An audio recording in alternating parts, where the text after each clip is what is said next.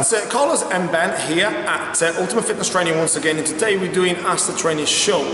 Slightly different Ask the Trainer show because we've had a couple of questions through the email about certain different things on how to become, obviously they're greatest versions, but this particular one, the first one is why people give up training. Okay, Ben, what do you think? Why do you think people stop training? Personally, from my point of view, I give up training because I got bored with the program, bored with the diet, I'm getting a bit repetitive. Yeah. The repetitiveness is good. The boring side of it just makes me want to stop and do something new. Okay. Okay. Now, obviously, there's many factors that makes people stop, and one of the biggest ones is obviously on a psychological side. I mean, like, say, for instance, this is something that is quite common, is people always like a new thing. Obviously, Ben just said a new thing, okay? Now, that new thing doesn't necessarily mean it's a better thing, but because it's new, people stop doing what they're supposed to be doing. A lot of things that need of value anything is hard work. I mean, let's say if you want to build a body, it ain't particular fun, if you like. Obviously, you can have fun while doing it. Is it fun? Does it make you laugh? A lot of times it doesn't, because it's hard work. You know, don't take me wrong, you can laugh while you're doing it, because people say have fun, you know, while training is fantastic. But it's bloody hard work, you know, not from a physical point of view, from an energy level point of view, from a psychological point of view, from a diet point of view. So there is a lot of things. Like, you could ask the best nutritionist in the world to design your diet, right? That doesn't mean it's going to work. It's only going to work if you apply yourself, you know. You can ask the best trainer in the world to design you the best trainer or the best training program, or he or she can even train you. That don't mean it's going to work, depending on whether you're going to apply yourself on what's supposed to be working, you know. And this is the thing, you know, for the guys that work with me, they know I talk about the 4 wheels of structure, which is the diet, the training, the supplementation, and the aerobic exercise, without putting effort into all of them on a regular basis for a long time. What I mean a long time, really to get some results, you're talking about 3 months at least, you know. You ain't gonna get much results, and this is why people, when you say it can get boring, it can get boring. Yeah, it can get boring, you know. It can get monotonous because it's something that you got to do every single day, but it's down to you to kind of like utilize perhaps different carbohydrate intakes, different protein sources, different carb sources, different vegetables, different fruits, different sort of ingredients that's going to probably still having the same amount of calories, but X amount of different sort of when I say animal foods, it could be what I mean by that is obviously animal proteins. It could even be different carbs, it could even be different fats. So that gives a bit of a variation but the biggest thing about variation is if you're going to say, oh well, go and cook a different meal every single day. A lot of us haven't got that amount of time to be able to do that. And this is a common thing. A lot of people haven't got time to go to the toilet, as they say, I work, you know. I'm thinking, if you haven't got time to go to the toilet, and then you're probably not going to have time to cook a 3-course meal for the next day. So this is why sometimes it's very simple to keep things very simple, easy choices, easy sort of, you know, easy proteins, easy carbs, easy fats, easy vegetables, easy fruit. So it's easy to obviously access the right ingredients. So does that make sense? But don't take it wrong, it's not for everyone, and it's not easy either. No one, I don't think anyone says it's easy either. If anyone says it's easy, they're probably lying or trying to sell something to you. Get into top shape. What I mean, there's different levels of top shape, because a lot of this is another mistake people make. Like, you know, you look at guys in a magazine like fitness models or bodybuilders or guys that look ripped. It could be a girl or a guy, and people think, oh, I've got to look like that. You don't have to look like that. So to look like that, you've got to go to a bit of an extreme. So you got to have, it's a whole different look. For someone to look like that, the effort level is completely different to someone that just wants to lose a couple of pounds or maybe a stone and look better in their skinny jeans. You know, it's such a different thing, you know. But I think a lot of us out there kind of mistake that. I think if you say to me, Carlos, prepare someone to go for a competition, and prepare someone that wants to lose a stone, it's a whole different thing. honestly, the training's different, the diet's different, the supplementation list is different. So even the energy level's different, the effort level is going to be different. So if anyone tells you any other way, that, you know, they're talking out of their asses, because it's not the same at all. So this is why you shouldn't actually ask yourself, what do I want to look like? So that's really going to go into that sort of detail. So the other one that obviously a lot of people ask about me is, what are good foods? What are good foods now? What are good foods? Good foods? Or healthy foods, if you like. Good foods, but they mean healthy, basically. I mean, good foods to me is where you get the right resources from, and gives you the right minerals and nutrients to feed the body. Yep. Rubbish into you, it's just going to come back out or just sit around your body for useless needs, really. Yeah, so I mean, we're talking about here about the toxic sort of ingredients that we put. I'll give you an example. A lot of us eat a lot of bread. Bread hasn't got no nutrition value. Speak to people, do your own research. Bread just basically, it fills you up, and for centuries we have been eating bread. Like people say, bread and butter. It's the bread and butter, you know, people, you know, eat it because it fills you up, and it's one way, but it hasn't got no nutrition value. So it sits on your stomach, it makes you look fat. The nutrition value is very minimal, if any. Another thing is like, it's a white pasta, you know, white rice, another one that hasn't got much nutrition value, and for centuries we've been eating those, you know. So in replacement of that, the likes of brown rice, sweet potatoes, they're a lot more nutrition value foods, you know. In terms of vegetables as well, I mean, how many of us eat 8 ounces of vegetables every single day? Not many people do. How many of us eat 5-6 pieces of fruit every day? Not many of us. And I'm talking about just from a generalization sort of point of view.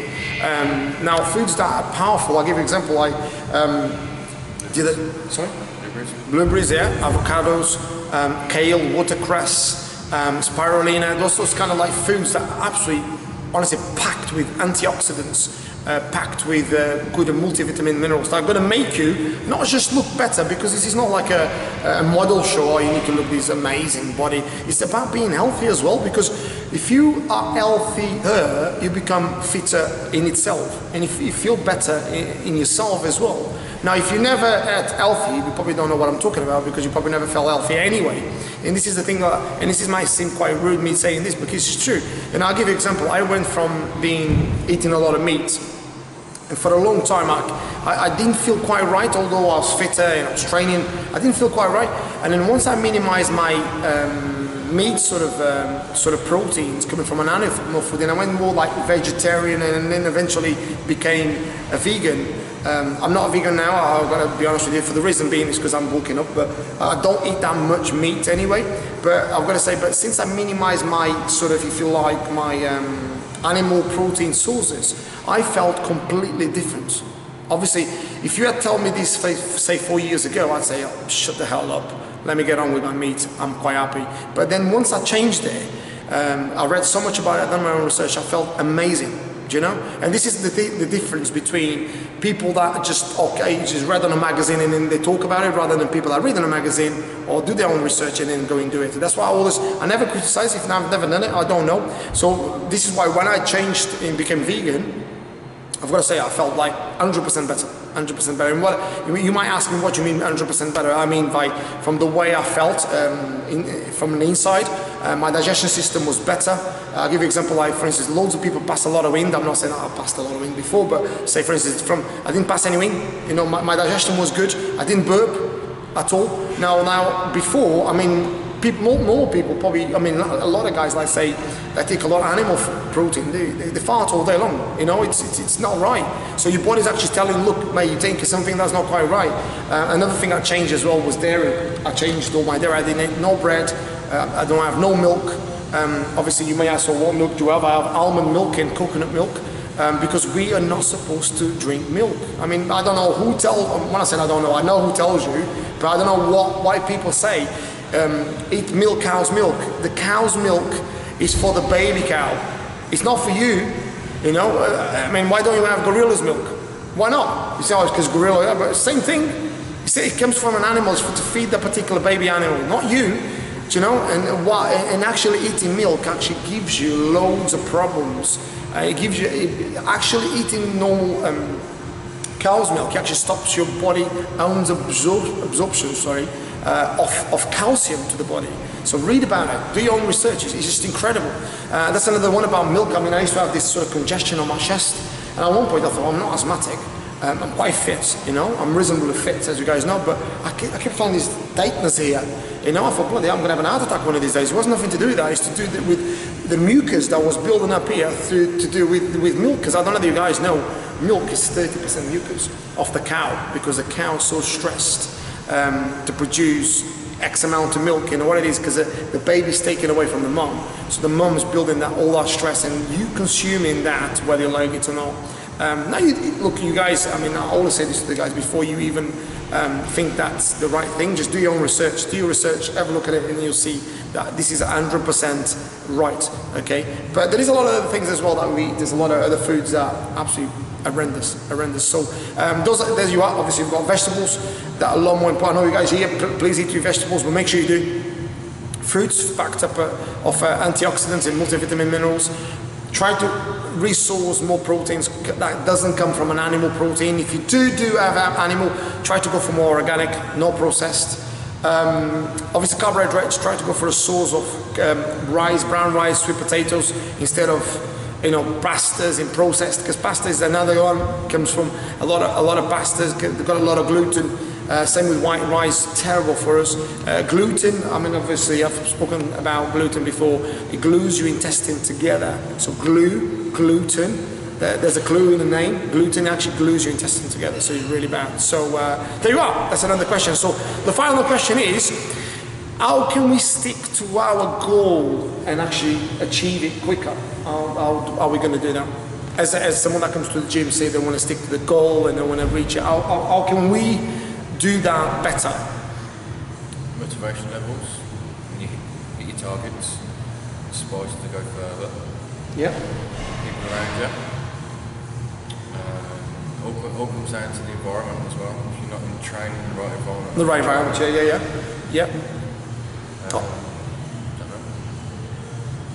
Very good. Those are all valid points. You know, there's obviously a massive amount of factors. So from my point of view, I'll say the biggest thing is your goal, is your vision. Okay. Now, obviously, if you got a goal, make that goal vivid. So let's say, I don't know, I'm just going to imagine, like, say, I want to lose, say, 2 stone, for instance. I'm going to make sure that I divide that goal in 3 different steps. So micro step, macro step, and meso step. So being like 3, 6, 12 months vision. Okay, what do I want to look like in 3 months? What do I want to look like in 6 months? What do I want to look like in 12 months? Okay, and what do I need to do to get to the first 3 months? Okay, so I've got to probably train 3-4 days a week, 5 days a week, depending.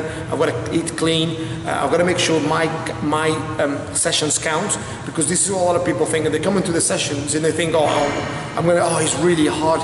But it doesn't matter. It's going to carry on being hard anyway, because you're actually challenging yourself. There's no perfect sessions. That's why I keep saying, keep the momentum going. You've got to keep going. So you've got to count your meals, count your sessions, count your effort levels, and make sure you keep the momentum going in order to achieve your goals. And then obviously on the other one, obviously you've got to make sure that obviously you're in the right environment, around the right people that motivate you, people that inspire you, people that remind you of who you really are, in order to become your greatest version, and just keep that momentum going. And when you achieve it, make sure you keep it, and make sure you actually set yourself another goal, either to become better, or maybe another goal just to maintain what you so achieved. Okay? Cool, I hope that answers the question. So on behalf of Ben and myself, thank you very much for watching the video today. We're here at this beautiful gym, which is 24/7, the Fort Dunlop, absolutely fantastic staff. We're here to help you guys obviously become a fitter, stronger, healthier version of yourself. So please visit us if you can, as you can. Ben, can you just tell these guys if there's any offers going on? Okay, cool. Now, sometimes they do have offers, so just asking, just in case. So with all that said, guys, make sure you visit us on our website, which is ultimatefitnesstrainer.co.uk, on YouTube, which is Carlos Trainer, and also my Instagram, which is Carlos Trainer 10. And obviously with YouTube channel, guys, make sure you subscribe if you can. Like, subscribe, and share our videos. So with all that said, guys, stay happy. Not from my being for today. Stay happy, stay healthy, stay fit. Take care.